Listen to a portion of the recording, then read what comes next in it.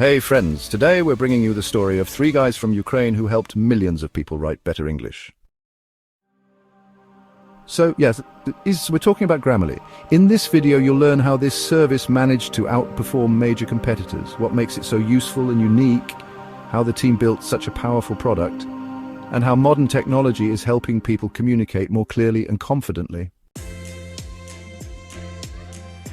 Ukrainians Oleksiy Shevchenko and Maxim Litvin met while studying together at the International Christian University, one of the first universities in Ukraine where all courses were taught in English by Native American instructors.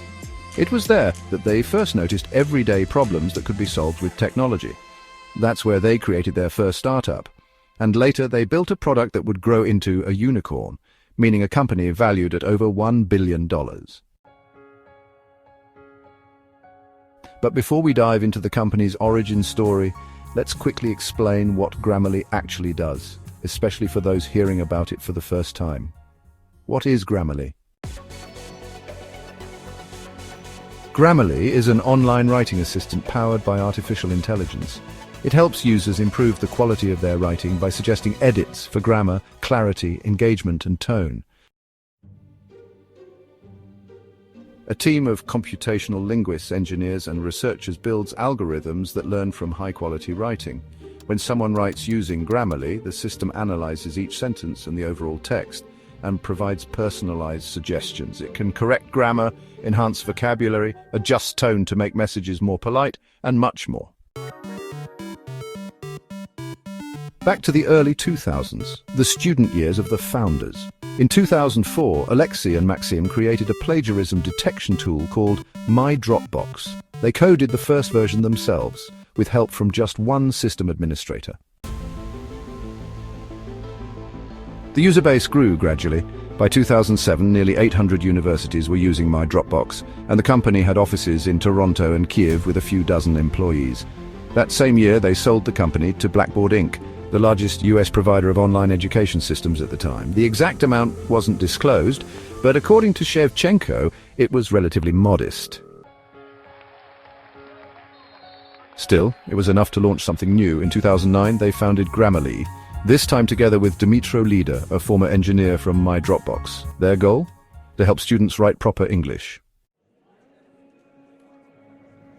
Starting a grammar-focused tech company wasn't easy. Back then, big players like Google and Microsoft were already building grammar tools, with far more resources than a small Ukrainian team. At first, Grammarly consisted of a few linguists in North America and a handful of developers in Ukraine. But they succeeded. The key? A laser focus on writing quality and a product built on real user feedback. From day one, Grammarly collected data from users to improve its algorithms. Over time, user feedback and usage data helped refine a hybrid system that combined traditional grammar rules with machine learning. That's how Grammarly built a cloud-based knowledge system and started offering smarter, more intuitive suggestions. By 2014, Grammarly's Kyiv office had grown to 70 employees, and there were 14 more in San Francisco, where the company later moved its headquarters. Until 2017, Grammarly grew entirely on its own, without outside investors. Why? For two reasons. First, the founders didn't want to attract attention from competitors. Second, they wanted to stay focused on product, not fundraising. Of course, Grammarly was still attracting investor interest. In November 2021, they raised a new funding round, over $200 million. That brought the company's valuation to $13 billion. The team plans to use that funding to grow, expand the team, and continue improving AI and natural language processing technologies to provide more personalized feedback to users. Even though the investment rounds were large, investors only received minority stakes. The founders kept control of the company. As of now, investors hold about 23.5% of Grammarly. At a valuation of $13 billion, that ownership is significant. For example, the support team is mostly based in Ukraine. The marketing team works from San Francisco. Linguistic analysts are in New York. Engineering teams are spread across Ukraine, Canada, and the UK.